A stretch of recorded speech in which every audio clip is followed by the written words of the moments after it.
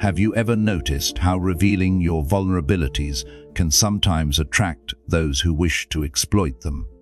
It is an unfortunate reality that when we expose our pain, certain individuals find satisfaction in our suffering, even contributing to it. This behavior, rooted in envy and sometimes sadism, exists in various spheres of our lives, from professional environments to personal relationships.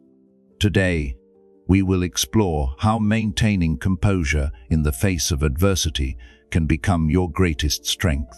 Imagine yourself as a mighty oak during a violent storm. The leaves may rustle and the branches may bend, but the trunk stands unwavering, anchored deeply in the earth. This is the essence of silent resilience we will discuss today, the art of appearing unbothered while navigating life's challenges. We are not suggesting you deny your emotions or pretend hardships do not exist. Rather, we propose learning to master your reactions so that external circumstances cannot dictate your internal state. By acting as if nothing bothers you, you are choosing not to let life's storms uproot your peace of mind.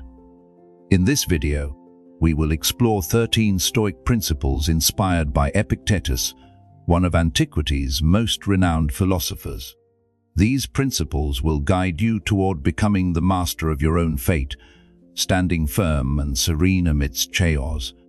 I invite you to embark on a journey of self-knowledge, where true strength emerges not from the thunderous noise of reaction, but from the quiet light of wisdom that illuminates your path. So for the next few minutes, set aside distractions and focus on these timeless teachings that have transformed countless lives throughout history. Let us begin. Lesson number 1. The power of silence. Epictetus wisely observed that nature gave us ears but only one mouth for a reason. This physical reality reflects a profound truth: we should listen twice as much as we speak. Have you caught yourself planning your response while someone else is still talking, missing the substance of their words entirely? Many of us fall in love with the sound of our own voice, repeating the same thoughts and opinions while failing to absorb the wisdom others offer.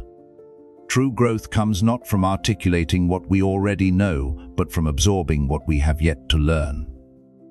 Beginning today, practice intentional listening. When engaged in conversation, resist the urge to interrupt or formulate responses prematurely. Instead, focus entirely on understanding the speaker's perspective. You might be surprised by how much valuable insight you gain when you quiet your own voice to make space for others. Remember, wisdom often speaks in whispers that can only be heard by those patient enough to listen. Lesson number 2. Embracing the worst-case scenario. Anxiety thrives on uncertainty about the future.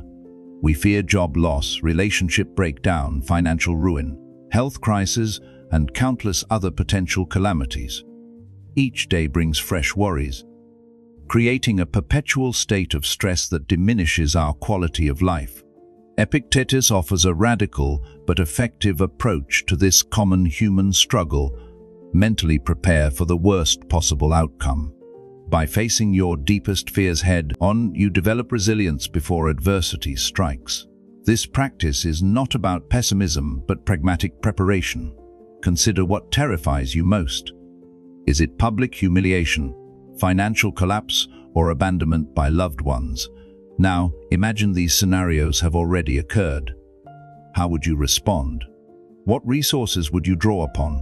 What steps would you take to rebuild? This exercise serves two powerful purposes. First, it reveals that even worst-case scenarios are survivable. Second, it helps you develop contingency plans that reduce uncertainty. When you have mentally rehearsed recovery from catastrophe, everyday setbacks lose their power to derail you. The Stoic who has already faced their worst fears in imagination stands unshaken when facing lesser troubles in reality.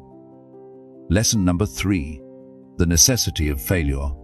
We go to extraordinary lengths to avoid appearing foolish, but Epictetus suggests that being considered a fool may be precisely what you need for genuine growth. This counterintuitive wisdom recognizes that meaningful progress rarely occurs within our comfort zone. Excellence is not born from spontaneous brilliance, but emerges through persistent effort, punctuated by numerous failures. Each misstep provides vital information about what does not work, gradually illuminating the path to mastery. Consider the child learning to walk.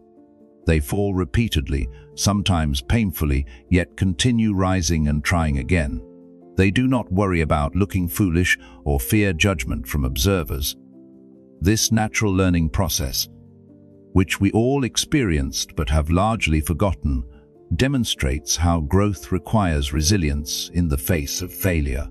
If you find yourself avoiding challenges for fear of appearing incompetent, you are likely stunting your own development. Instead, embrace opportunities to fail in pursuit of growth. Document your mistakes not as evidence of inadequacy, but as valuable data points guiding you toward improvement. The truly wise person understands that temporary foolishness is often the price of lasting wisdom. Lesson number 4: the double-edged sword of prosperity. Many pursue wealth believing it will solve all problems. Yet Epictetus cautions us about prosperity's hidden dangers. Material abundance brings complications that few anticipate, beginning with the fair weather friends who suddenly appear to share in your good fortune. More insidious than external opportunists is the internal transformation wealth can trigger.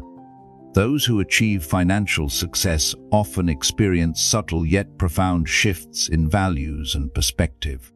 The qualities that enabled their rise, discipline, focus, and determination, may gradually give way to complacency, entitlement, and moral compromise.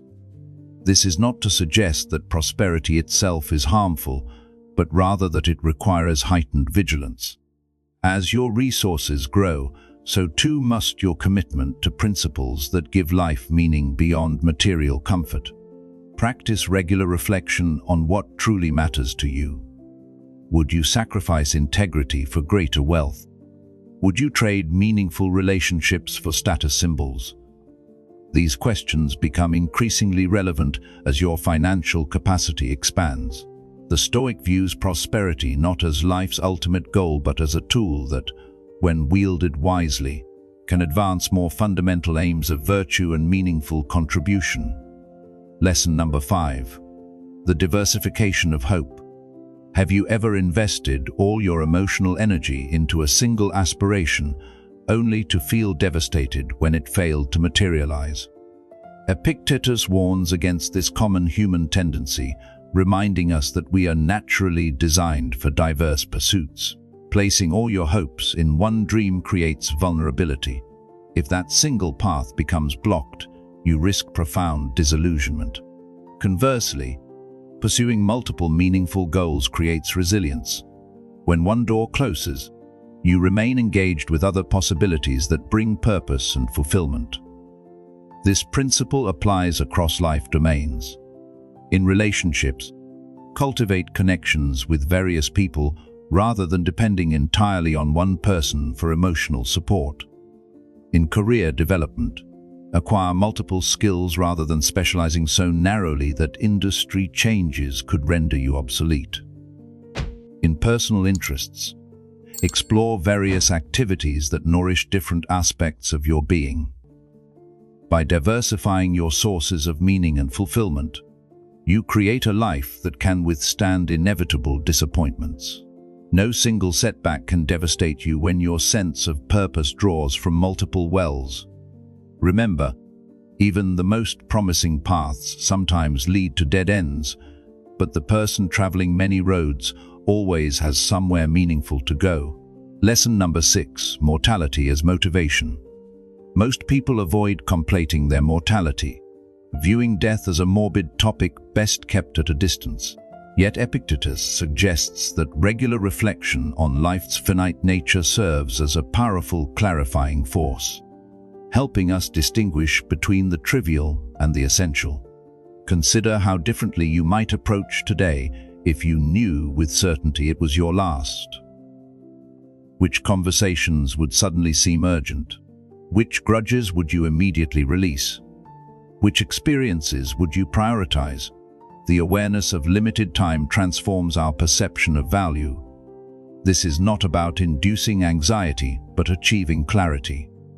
When we acknowledge that death awaits us all, we become less likely to postpone meaningful action or waste precious days on pursuits that add no real value to our lives or the lives of others. Ask yourself what you might regret leaving undone or unsaid if your time ended unexpectedly.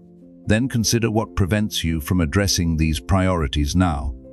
Often, the obstacles are far less substantial than they appear when viewed through the lens of finite time. By keeping mortality within your awareness, you paradoxically become more fully alive, more intentional with your choices, and more appreciative of each moment granted to you. Lesson number 7, the true nature of wealth. Our culture constantly reinforces the message that acquisition leads to happiness.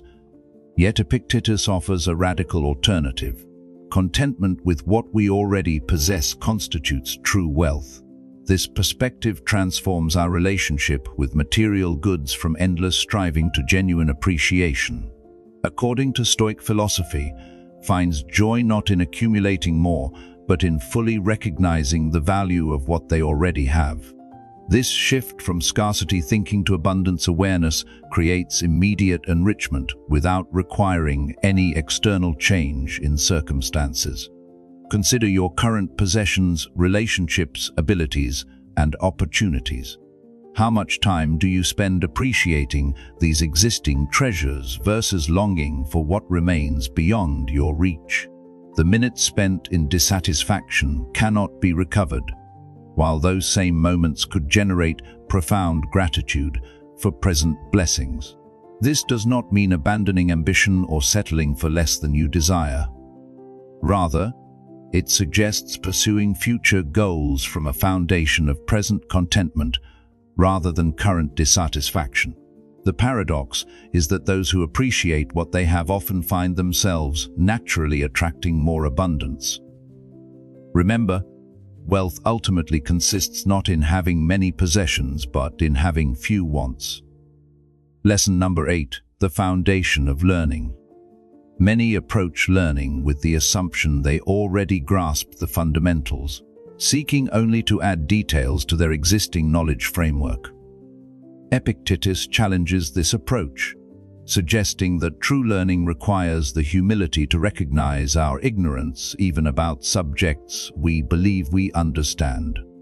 This principle applies not just to academic knowledge, but to understanding ourselves, others, and the world around us.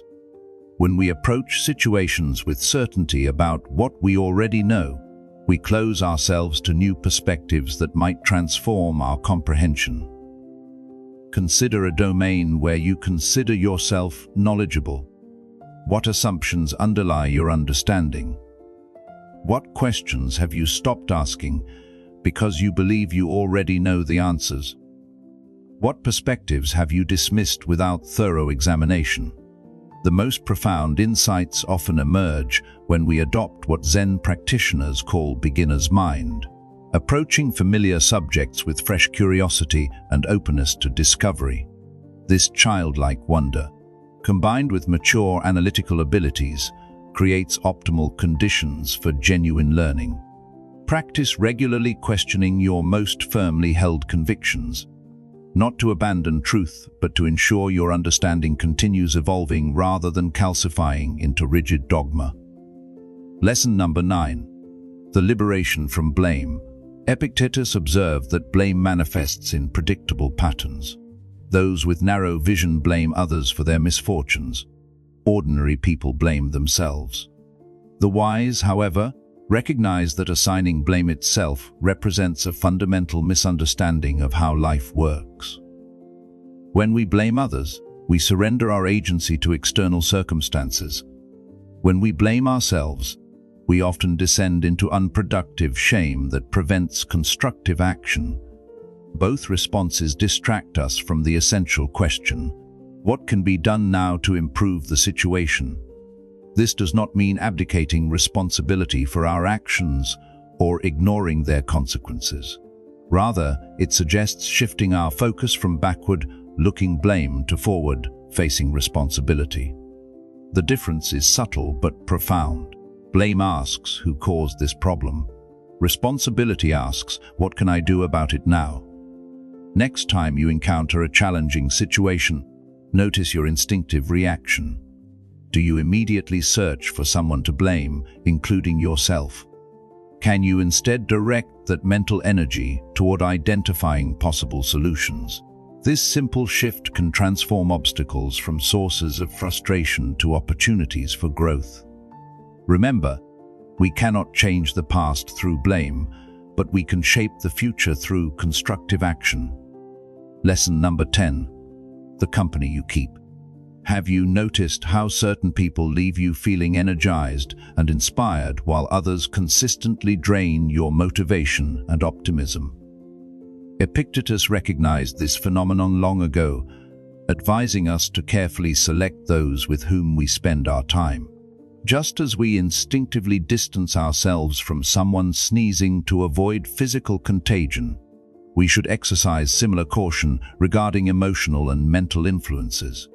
The attitudes, beliefs, and behavioral patterns of those around us gradually shape our own psychological landscape, often without our conscious awareness. This does not suggest abandoning those going through difficult times or surrounding yourself only with perpetually cheerful individuals. Rather, it means intentionally cultivating relationships with people who demonstrate qualities you wish to develop, whether resilience, wisdom, or compassion. Evaluate your current social circle. Who consistently encourages your growth and challenges you to become your best self? Who regularly reinforces limiting beliefs or normalizes destructive behaviors? Without judgment or blame, begin gradually adjusting the time you allocate to different relationships based on their impact on your development. Remember, meaningful transformation rarely occurs in isolation. The path to becoming the person you aspire to be often depends significantly on those who walk alongside you. Lesson number 11. The power of response. While we cannot control most external events, Epictetus reminds us that we retain absolute authority over our responses to those events. This distinction between circumstance and reaction constitutes the cornerstone of Stoic philosophy and holds tremendous power for anyone seeking greater peace and effectiveness. Consider two individuals facing identical setbacks, perhaps a job loss or relationship breakdown. One spirals into despair, viewing the situation as evidence of personal failure or cosmic injustice.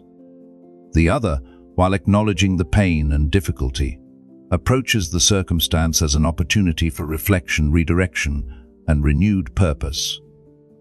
The objective reality remains identical, yet the subjective experience and subsequent outcomes differ dramatically based solely on the chosen response. This is not about denying genuine emotion or pretending hardship does not exist. Rather, it involves acknowledging feelings while maintaining perspective about what aspects of the situation remain within your control. When facing adversity, practice pausing between the triggering event and your reaction. In that brief space lies the freedom to choose a response aligned with your values rather than defaulting to habitual patterns.